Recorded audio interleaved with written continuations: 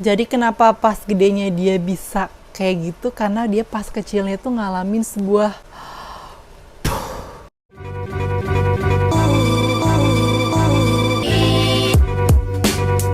Assalamualaikum warahmatullahi wabarakatuh. Welcome back to my channel Movinka bersama gue Inka. Jadi sekarang gue mau ngebahas sebuah film trilogi thriller yang tayang di Klik Film. Judulnya adalah I Will Survive. I'm a fucking legend. Danny. Oke, jadi film ini terdiri dari 3 part yang masing-masing satu partnya itu terdiri dari durasi sekitar 1,5 jam, dan kayak masing-masing partnya tuh kayak digabungin tuh menjadi sebuah puzzle gitu. Jadi kayak jadi tuh kayak masing-masing part itu melengkapi dari satu plot hole, ada jawabannya di part berikutnya. Disutradari oleh Anggi Umbara. Jadi bisa dibilang gue tuh kayak film-film Anggi Umbara kayak model komedi atau drama tuh gue kurang suka. Tapi kalau film horornya kayak terakhir tuh Semar Jembatan Ancol, nah gue termasuk suka nih. Untuk jajaran cast-nya ini termasuk bintang-bintangnya tuh kayak ya bintang-bintangnya agak jarang gitu loh, bukan yang kayak lu lagi gitu, ngerti kan lo maksudnya. Oke, ada Omar Daniel, ada Onadio Leonardo, terus ada Morgan Oy, ada Anggika Borsterli, Teuku Rifni Wikana, dan juga lain-lain. Jadi sebenarnya inti ceritanya tuh kayak menceritakan tentang seorang psikopat ya, tapi masing-masing partnya itu dari sudut pandang orang yang berbeda dan masih ada sisi-sisi kayak psikologisnya gitu. Dan masing-masing partnya itu kayak subgenrenya beda lagi gitu. Kalau yang pertama nih I itu dia kayak lebih ke thriller. Terus yang kedua itu Will lebih kayak sebenarnya sih kayak ngomongin drama survival. Yang ketiga yang Survive ini yang paling gila itu ya lebih ke slasher. Dan ini rate-nya untuk film dewasa ya 18 tahun ke atas, dan khusus untuk yang Survive ini 21 tahun ke atas. Jadi pastiin kalau nonton umur lo udah sesuai ya.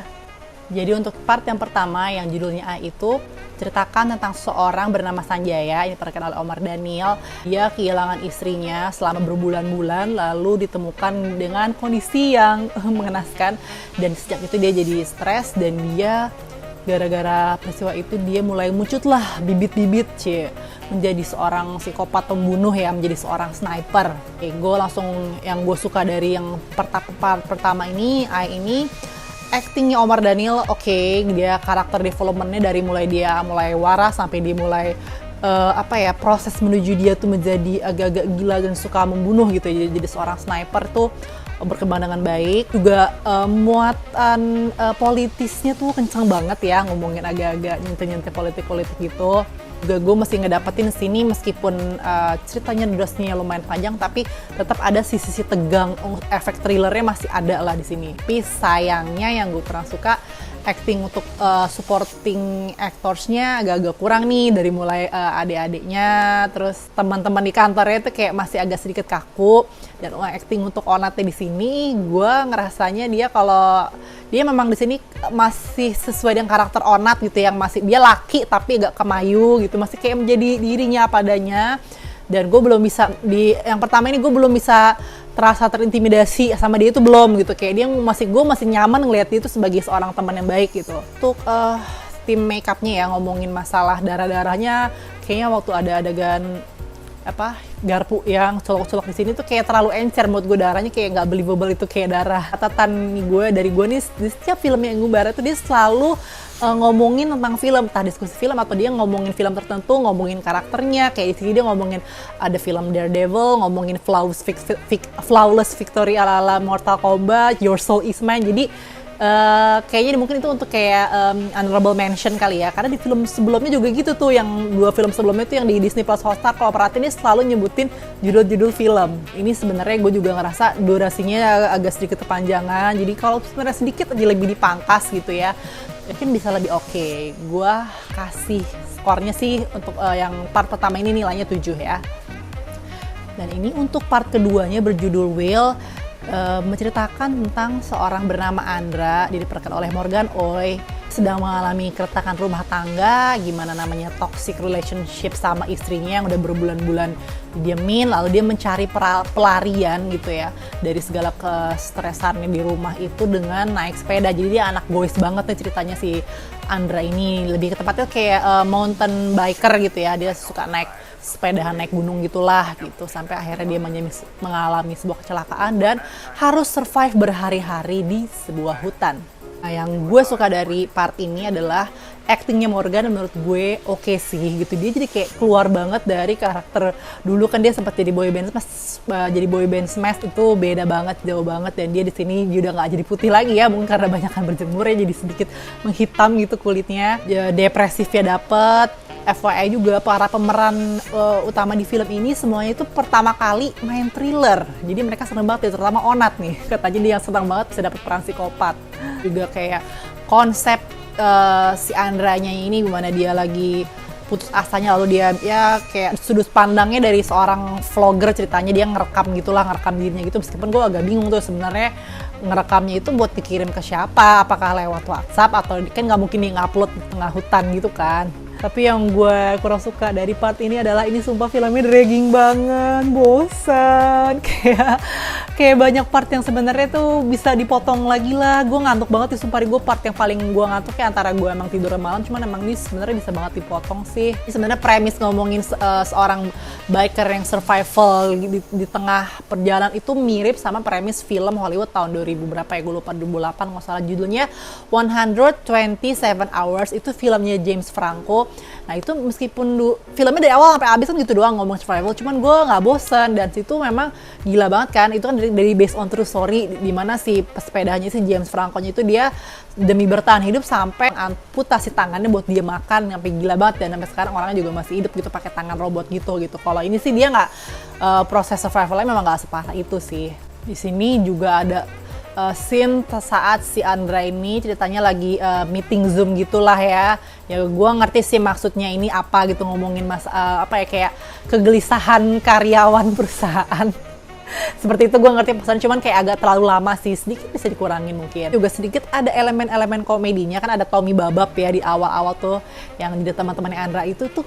Selain durasi ngobrol kepanjangan, tapi sayang komedinya kurang dapet sih menurut gue gitu. Beda kayak mungkin ada film-filmnya Joko Anwar, dia meskipun film horor atau thriller, cuman celutukan dialog itu masih bisa bikin ketawa gitu. Ini kan sebenarnya ngomongin masalah kehilangan anggota keluarga yang depresif kayak gitu, cuman gue entah kenapa gue tuh kurang bisa bersimpati sama si karakter Andra. Bukan masalah aktingnya sih, cuman lebih ya yang gue notice adalah film ini verbalnya tuh, muatan verbalnya banyak banget gitu. Jadi dibandingkan dengan dia adegan atau ya dengan gestur apa segala macam tuh ngomongnya verbal mulu gitu. Nah ini karena gue ngantuk banget ya yang di Will ini gue kasih skor 5 deh.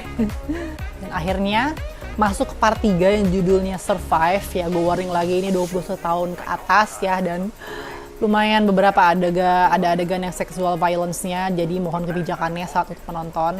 Karena ada subjudulnya itu The Rise of Psychopath, jadi ya bisa dibilang asal muasal kenapa si Dani ini jadi psikopat, terus apa yang dia lakukan dan mengapa dia lakukan perbuatan itu sama si cewek-cewek yang dia culik, ini terjawab semua di part 3 ini gitu, sampai dengan konklusi dan endingnya.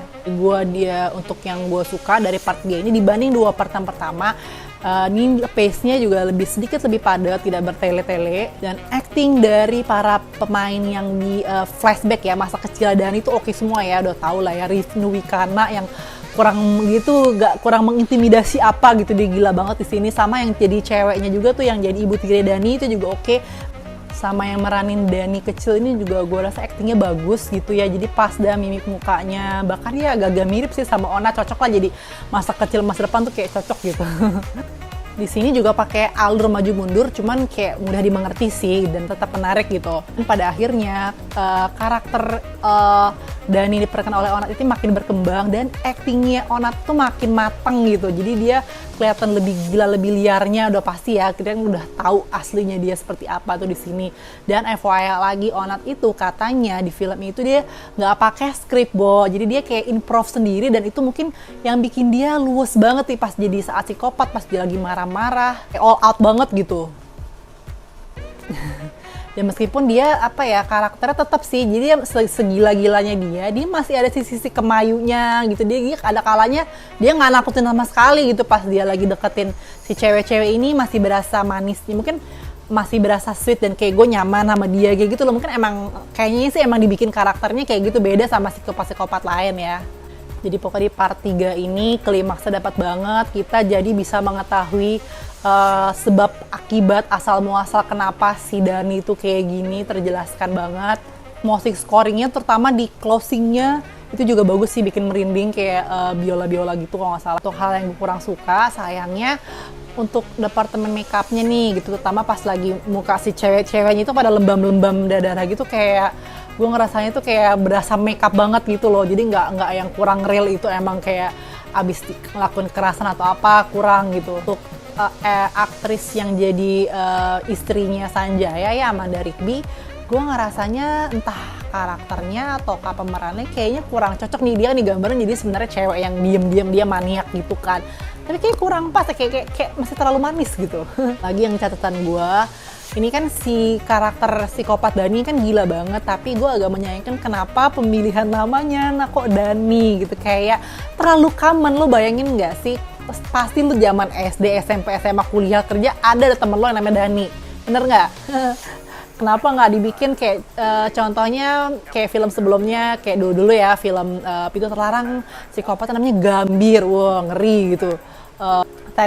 Tarian Lengger Maut, Dokter Jati, wah gitu catchy gitu. Ini Dani.